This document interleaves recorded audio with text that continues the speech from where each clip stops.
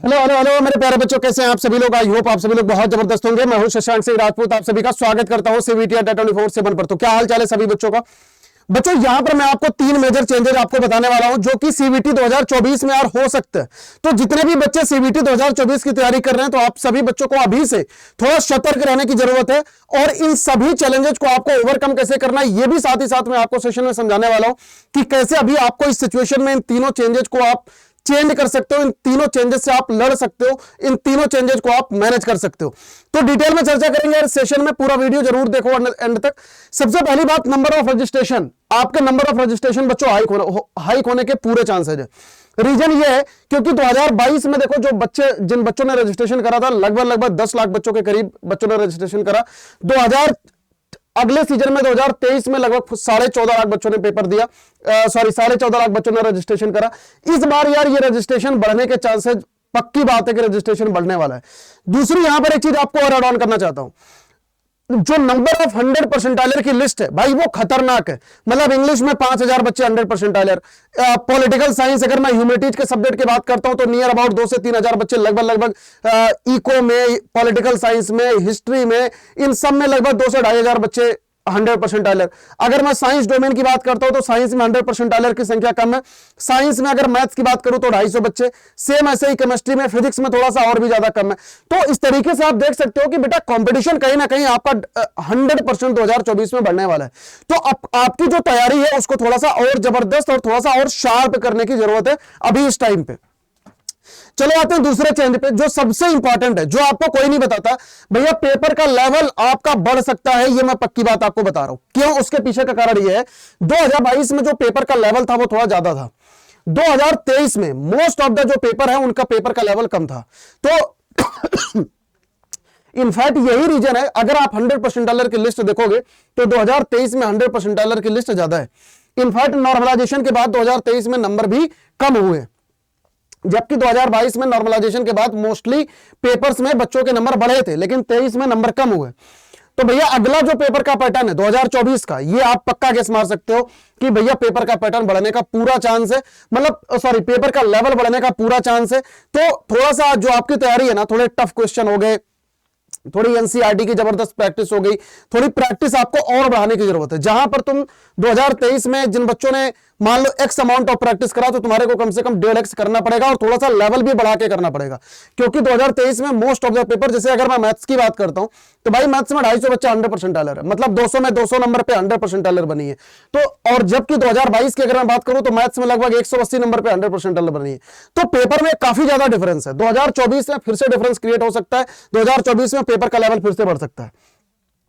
आते हैं नंबर 3 पे, जो पेपर का पैटर्न और सिलेबस है। देखो सिलेबस पर लगातार बच्चों सस्पेंस बना हुआ है, और सिलेबस जो है वो अभी तक एज सच कोई ऑफिशियल नोटिफिकेशन है नहीं कि सिलेबस चेंज हो सकता है। अगर मैं 2022 की बात करता हूं तो सिलेबस वही था, 2023 में भी सिलेबस वही था, सिलेबस में कोई बदलाव नहीं हुआ।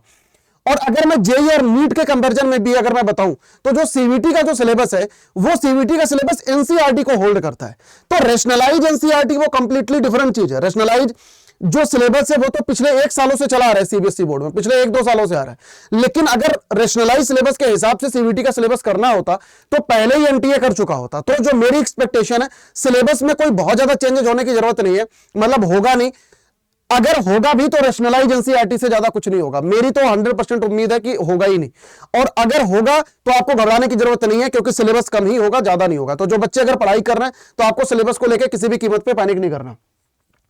हाँ, एक चीज यहां पर हो सकता है यार, जो पेपर का जो पैटर्न है, पेपर का पैटर्न थोड़ा सा चेंज हो सकता है। अगर मैं जैसे 2022 की बात करता हूं तो बेटा यहां पर लैंग्वेज, जीटी और इंग्लिश का पेपर का पैटर्न डिफरेंट था। जैसे यहां पर 45 मिनट में 40 सवाल करने होते थे, टाइमिंग मिलता था आपको 1 घंटे का। सेम ऐसे ही यहां पर अगर मैं बात करता हूं, यहां पर जबकि पेपर का पैटर्न चेंज हो गया, यहां पर 1 घंटे के अंदर आपको 40 सवाल करने होते हैं, टोटल सवाल आपके 50 रहते हैं। तो 2024 में पेपर का पैटर्न क्या रहेगा, ये अभी तक इसके बारे में कोई आइडिया नहीं है, क्योंकि यार देखो ये पेपर का पैटर्न हर साल कहीं ना कहीं एनटीए चेंज कर देता है। तो हो सकता है कि जब इस बार नोटिफिकेशन आए तो इस बार में और भी कोई चेंज आ सकता है। तो देखो इन सभी चेंजेस को आप अडॉप्ट कैसे करोगे, सबसे मेन बात तो ये है कि आखिरकार अब आपको पढ़ना कैसे, क्योंकि अब टाइम बहुत कम बचा हुआ है। यहां पर देखो आप में से बेटा 2 कैटेगरी के बच्चे होंगे। 2 कैटेगरी के बच्चे ऐसे होंगे कि तुम में से कई सारे बच्चे जो सिलेबस को कम से कम, मैं अप्रोक्सीमेट ये कर रहा हूं कि नियर अबाउट 50% तो आप कर चुके हो, और यार कोई बच्चा ऐसा होगा जिसने स्टार्ट ही नहीं करा, मतलब तुम में से काफी सारी जनता ने स्टार्ट ही नहीं करा। तो भैया जितने बच्चों ने अगर सिलेबस को 50% भी अगर तुमने कर लिया है और 50% में अगर तुम किसी भी कोर्स में एनरोल हो तो ठीक है यार, तुम्हारा सिलेबस आज नहीं तो एक आधा महीने में कंप्लीट ही हो जाएगा। लेकिन अगर तुम किसी भी कोर्स में एनरोल नहीं हो और अगर खुद से सेल्फ स्टडी कर रहे हो, फिर बेटा आप नहीं कर पाओगे। फिर देखो एक आधा महीने में कुछ हो नहीं जाएगा।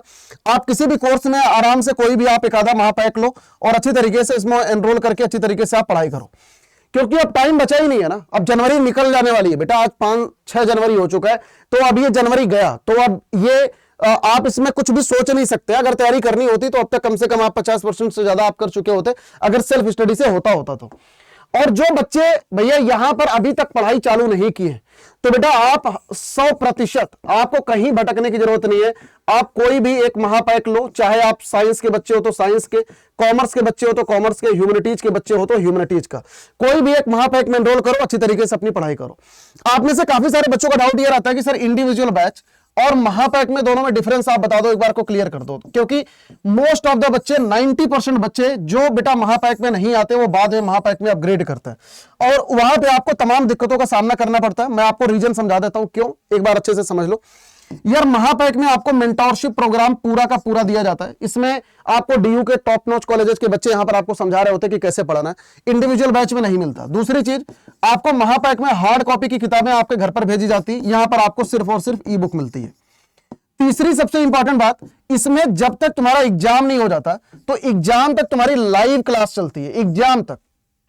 और यहां पर इंडिविजुअल बैच में आपकी लाइव क्लास तभी तक चलती है जब तक आपका बैच का ड्यूरेशन होता है।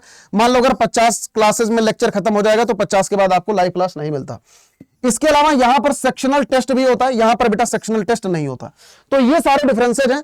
आपको अगर किसी भी कोर्स में परचेज करना है, आप बच्चों यहां पर Y457 मैक्सिमम डिस्काउंट के लिए आप इस कोड को यूज कर सकते हो, Y457।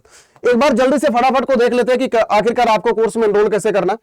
यहां पर जैसे ही आप आते हो अड्डा 24/7 आप सर्च करोगे। मेरी रिकमेंडेशन है कि आप लोग ऐप से करो, क्योंकि ऐप में कॉइन होती है, थोड़ा 50-100 रुपया और कम पड़ जाएगा।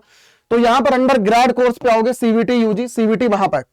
तो यहां पर अगर साइंस का बच्चा है तो PCM का, देखो यहां पर 2 महापैक है साइंस में, PCM का अलग है, PCB का अलग है, कॉमर्स का एक है, ह्यूमैनिटीज का एक है।